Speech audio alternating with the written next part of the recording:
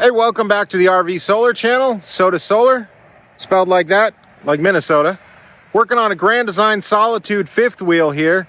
24 volt system, lots of solar. I think 2400 watts is the goal. Big battery. How many? 800 amp hours at 24 volts. That's a big system. Installing the screen, running the wires. Going to show you how we're doing it. I'm trying to think of some other stuff, but you're going to learn all about that and more if you keep watching. And probably see more of Dave there too. Oh, and my hands, I got some stain on them. We had to do a little carpentry in this one, so stick around. All right, so Dave, we got a wild Dave sighting here. He's getting it done. Lots So we got a lot going on in this front bay here. Got 8, count them, of these 206 amp hour SOK batteries, and we're wiring these in 24 volts. We've already put it together. We did the stadium seating for batteries, as we've called it, where you kind of see what ends up looking like on that side a little bit, where we just offset them a little bit, and that allows us to run them in parallel like this. And we run them all into a Lynx distributor with fuses on there, so that way each individual 24 volt battery is protected against going rogue from its friends. And then to keep it all in balance, we're using a Victron battery balancer.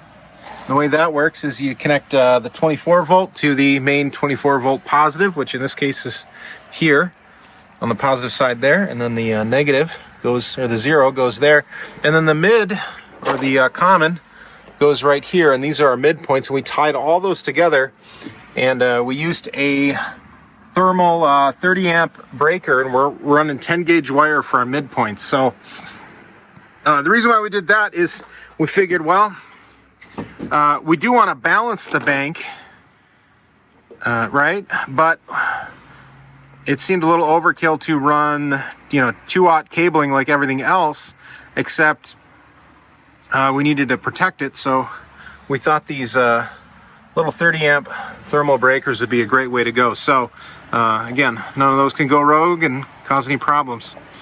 As you can see, we've got a lot of equipment packed in here. It's a mess. We are deep into it. We ended up having to put our main Lynx distributor mounted on top of our battery compartment, or our battery casing here. Try and get you up there so you can see what's going on. And we're also using the 5th bonus output on the Lynx distributor, but you got to protect it, and that's the way we like to do it with it. And we're running that into the Orion step-down converter, so that takes the 24 volt, creates 12 volts. And speaking of 12 volts, over here we've got an SOK 100 amp hour heated battery, and that's going to provide the buffer for running things like our jacks, slides. They got their slides out, all that stuff. So I don't want to bother Dave too much. What we're doing here is wiring these in parallel into a junction box over there. But probably when the wiring's done, we'll show how that was all done and why. I'm going to try and stay out of Dave's hair. I got plenty of my own stuff to do. We've actually been at this here for a couple days. It's Wednesday. Towards the end of the day on Wednesday. Working on it Monday, Tuesday, and this is where we're at so far. We always take a lot of time and do a lot of planning to begin, and that just takes time. So, all right, in this compartment, we're going to be doing a couple of things. Hooking up our AC mains. That's the input and the output of the inverters, and we ended up running that through here. We took down this belly pan area, and this was insulated great. I'll tell you what, typically I felt like this is insulated better than most Grand Design Solitudes. So that's nice to see. And we're gonna run we're gonna take the panel output here where it says control panel, and then this wire runs back to the multipluses underneath the floor, pops up through there, and then we take a line from there and it comes here, and then that ends up going to the control panel way back there. And that's how the multipluses get hooked up. We'll talk about that some more as we continue. The other thing I want to talk about is, or point out, is this right here, the satellite roof access. There's a pull string there to run an extra set of solar wires.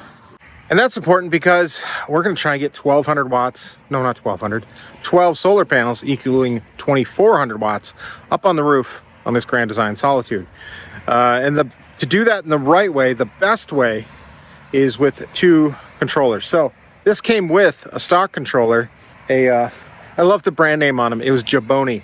Dave, do we still have that controller around somewhere? It's sitting on the All right, I'll show you it later. It's just the goofiest name to me anyway. Jaboni. It sounds, I mean, am I wrong? Does that sound like sounds like a slang term in New Jersey. Yes. Who knows? Maybe that's where it's from. All right, now inside, we're going to be mounting the 7-inch display right here. And this explains a little bit why my hands are dirty. Because we found this aluminum support here, which I believe supports the pocket door, we're not gonna be able to add the second and third hole that a display mount typically requires. And I don't have a surface mount offhand, so what we're gonna do is try and match some of the woodwork that's in here and make a little picture frame to go around the screen and just give it a little vertical depth. I'll show you that here in a minute. But the cords end up going down through here, into here, and then there's the control panel right there. And we've got easy access from that to that back compartment, and then we're home free. So, in short order, the screen will be there, probably tomorrow. So let's go take a look at my carpentry skills. They're not great, but it's fun to dabble in that a little bit. Oh, check this out. 3 buses all in a row. We got my bus, JD's old bus, and his new bus. So JD's staying on site right now. If you don't know who JD is, he helps us out with a lot of installs throughout the summer. And then they also have a property in Quartzsite, Arizona, where they also do solar installs under the Soda Solar name. And we appreciate that. And if you're looking for work done, hit us up at sotasolar.com, and you too can either get work done here or down in Arizona. All right, so this is what I came up with. Here's kind of the picture frame thing. And yeah, the 7-inch screen is going to go right on top of that. And it just gives us just enough room. So I'm going to keep this out in the sun, hopefully let it set up a little bit more. The stain is pretty fresh. Well, we got some good news and bad news up here on the roof. Let's start with the bad news. No, that's not the bad news. That's good news. Here's bad news. So this was that, what I believe to be the satellite port. The only problem is, looking in here, I may have to get the inspection camera, but I can't find where the pull string is to pull up the wire I need into this cavity. So we'll have to figure out what we're doing there. You win some, you lose some. Here's the good news. I got this panel pulled up, and they put just a little bit of die-core on these, so they were kind of hard to get off there. And you know, the reason why we end up pulling these panels off 9 times out of 10 is it's tough to find another panel to match it. And you know, let's say this is let's see what the wattage is on it. It's well, we don't know. Okay,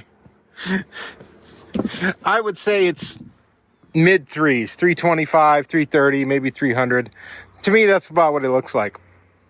So it takes up a lot of real estate on this roof.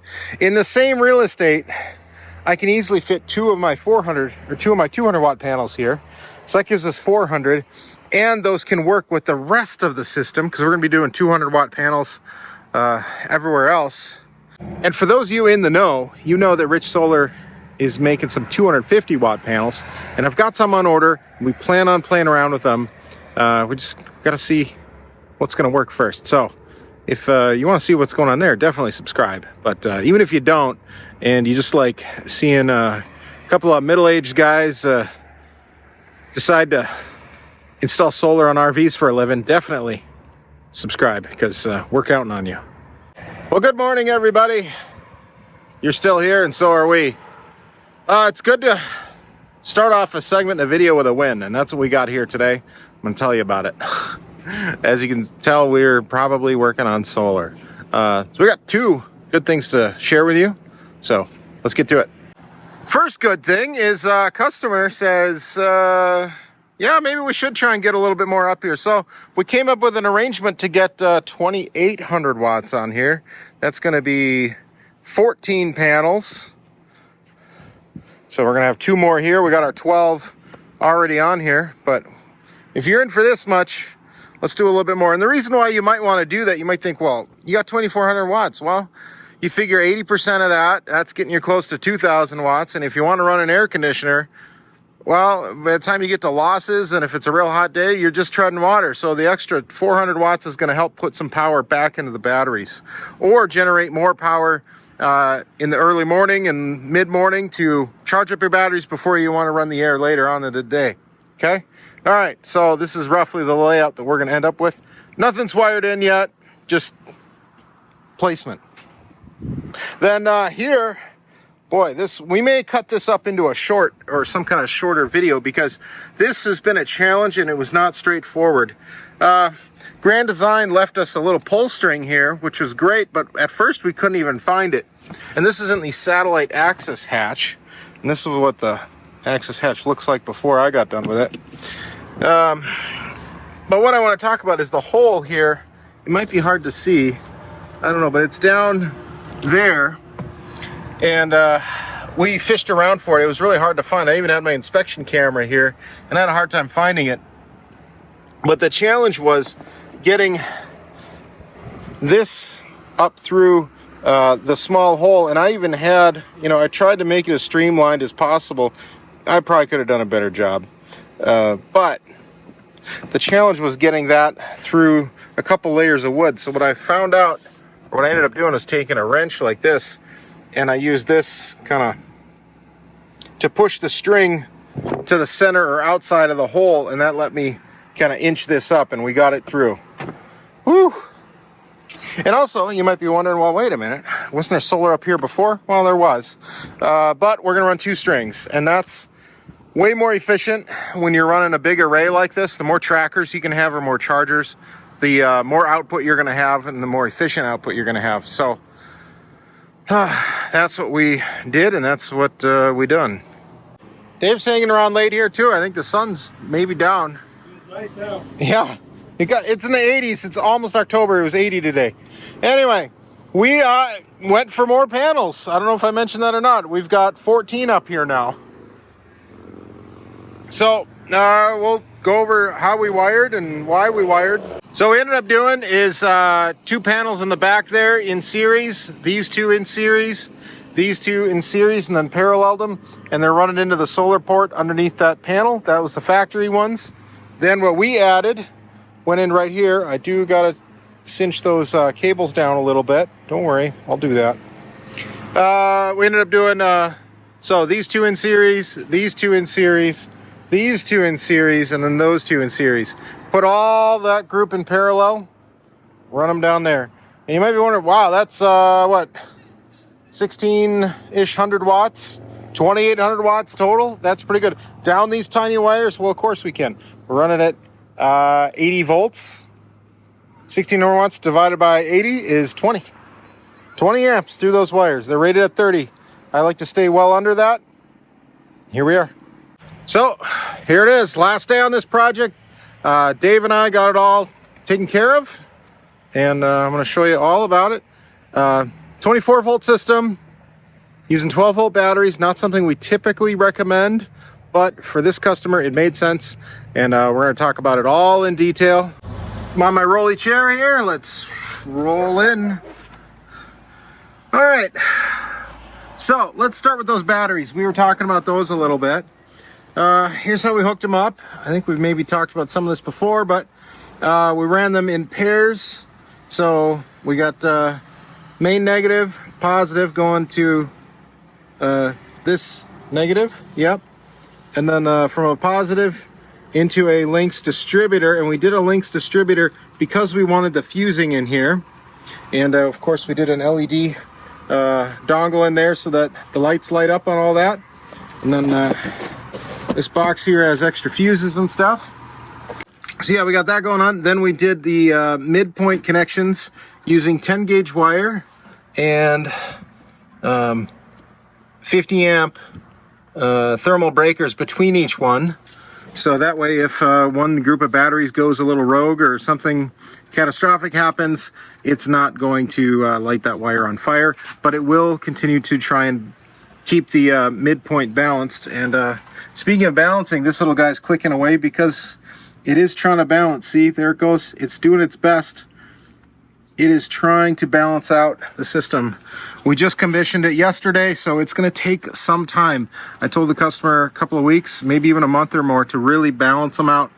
And one of the things you want to do if you're doing this is you can't run your absorption voltages as high as you might otherwise. So in this case, we ran the equivalent of 14.2 volts. So 28.4 is what we ended up running. That gives each of the batteries and BMS a little bit of headroom so they're not cutting off independently. What we don't want is one of these batteries to cut off on high cell voltage disconnect while the other one is still on. And over time, they're going to balance out and it'll be fine. But in the short term, that's what we're going to do. So then up here, you can see we got our normal links distributor, and that's feeding all of our devices up here. We've got our step-down converter, and the LED light strip made a comeback as well. In these fifth wheel bays, we love to do that. That's a motion sensor, motion activated light strip. Just works real nice. So yeah, we got our solar charger, and look, we're making so much power. One's in float, the other one's just in absorption. I got our solar disconnect there. I really recommend doing those.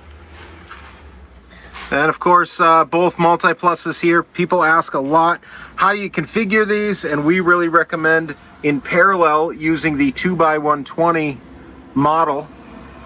That just works really well. You don't have to worry about balancing these or anything like that. And then how we connect them. So we got 2 ins and 2 outs. So we found these terminal blocks at DigiKey, and you can see it supports actually 4 inputs to 1 output. We're just using 2. And then the grounds we bundled together and covered with heat shrink, and using a standard aluminum splice for that. And so that's how that went together. Some of these new trucks have the like a power package in it where there's an inverter that runs off of the alternator. So what better way to charge from your truck than from the onboard the inverter, which is powered by the alternator. But rather than doing the DC-DC charging, which isn't really we don't have very many good options for 24 and 48 volts. So that's the way I would recommend. And if you don't have a newer truck, I got a friend of mine, he did that with his old 2002 Chevy truck. Just put an inverter connected to the alternator and put that in the engine bay, and then ran an extension cord underneath the frame rails back to his camper. Works great. All right, so we are going to try and charge from the, what's this called again? The huh? It's Ford Power Pro. Ford Power Pro, 2000 watts. So here is how the interior turned out with that stained frame we made in the pocket door. I think that works real good. So now we're just going to flip it to on to see if the truck will charge. Now what we're looking for here is for this to switch from inverter on to bulk, or mains on and bulk. All right, so a little update on what's going on to try and get the truck over here to charge. So because this is a dual inverter setup and they're in parallel, this is one downside to parallel inverters, is your minimum input current limit is 18.8 amps. And that is too much for that truck. However, we are not skunked. The way we take care of this is if we go here, DVCC, we enable that, and we limit the charge current to, let's say, 60 amps. Well, what that will do is that will limit all charge sources to 60 amps. And right now, we've got 134 or 1.34 kilowatt from solar, meaning 35 amps. Then we can get another from shore, so they can combine together for that 60 amps. And that should work. We've played around with it. Let's check All right, it's going to switch over here shortly. We're just waiting for the inverter to make a decision on it. There it goes.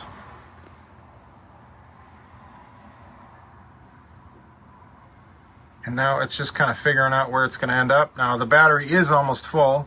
You can see it's starting to ramp up there. It's starting to pull a little bit more power.